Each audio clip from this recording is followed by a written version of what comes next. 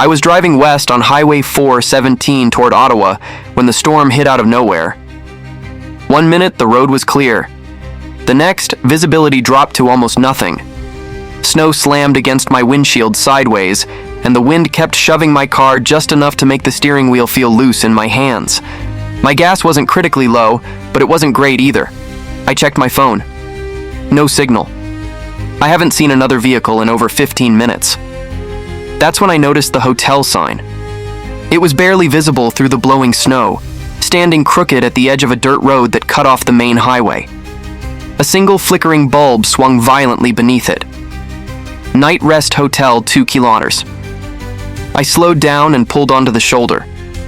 Against my better judgment, I managed to get 1 bar of service and searched for the hotel. Every result said the same thing: closed permanently. No website, no recent reviews. One article mentioned something about structural damage. Years ago, according to the internet, this place should not have existed anymore. But the sign was lit, and behind me, the storm had swallowed the road completely. Sitting in my car all night in sub-zero temperatures suddenly felt like the more dangerous option. So I turned onto the dirt road. The road was worse than I expected. Deep potholes, patches of ice, under mud, trees closing in tight on both sides. It felt like I stepped into a different world, where I'm not welcomed. After about 2 kilometers, I saw a neon sign buzzed weakly above the entrance: Night Rest Hotel. The building looked abandoned. Paint peeled off the walls, windows were clouded with grime after the parking lot was buried under weeds and snow. There wasn't a single other car. I left the engine running for a full minute, trying to convince myself not to go inside. Then a gust of wind slammed something against my car door so hard it made me jump. That decided it. The lobby smelled like mold, sewage, and something faintly metallic. The lights were dim and yellow, like they hadn't been changed in years. At the front desk, under a weak desk lamp, sat an old woman. She was hunched forward in her chair, crocheting with slow, twitchy movements. Her skin was gray and sagging. Thin white hair clung to her scalp like cobwebs. She didn't look up when I came in. "Hi. Do you have any rooms for the night?" Her hands stopped moving. Slowly, she lifted her head and stared at me. Her eyes were cloudy and dull, like glass marbles that had been left in water too long. She looked me up and down without saying a word. Then she reached behind her and pulled a single rusty key from the wall.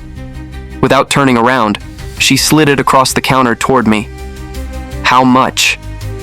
She raised one bony finger and pointed at a half-torn price chart taped to the desk. $10 per night.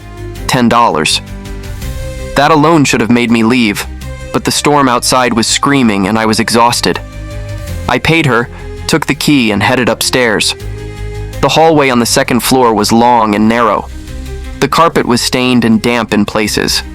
The only sound was the faint gurgle of pipes in the walls, like something breathing slowly behind them. My room was near the end of the hall. It was exactly as bad as I expected. The bed sheets were stained yellow. Water damage spread across the ceiling like an infection. The bathroom smelled like rot and rust. The lock on the door worked only after I slammed it twice, but I told myself it was only for one night. I left my bag by the wall, kicked off my shoes, and lay down fully dressed. Sleep took me almost instantly. I woke up in the middle of the night, drenched in sweat, my heart racing for no clear reason. Suddenly, I heard footsteps outside my door, followed by low whispers, at least 2 voices, maybe 3.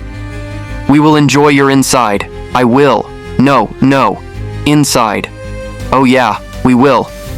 I slid off the bed as quietly as I could and crept to the door. I held my breath and looked through the peephole. The hallway was empty. No one was there. I cracked the door open slowly and stepped into the hallway. The whispers were gone. The entire floor was silent.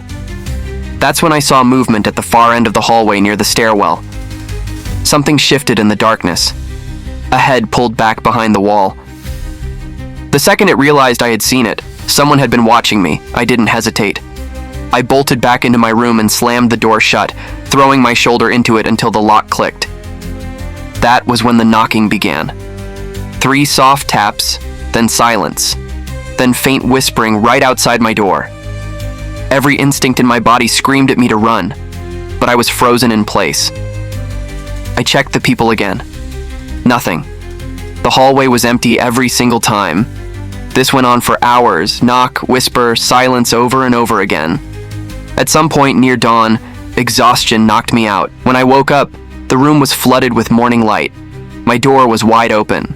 My bag was dumped on the floor. All my belongings were scattered across the room like someone had searched through every inch of my life, and there were muddy shoe prints on the sheets, one on the left side of my waist, one on the right, like someone had stood over me while I slept and watched. I didn't look for the woman at the desk. I grabbed what I could, ran to my car, and peeled out of the parking lot. The storm was gone. The dirt road behind me felt unreal, like it had never existed. It's been years. Since that night, nothing was stolen from me because I barely had cash or any valuable items.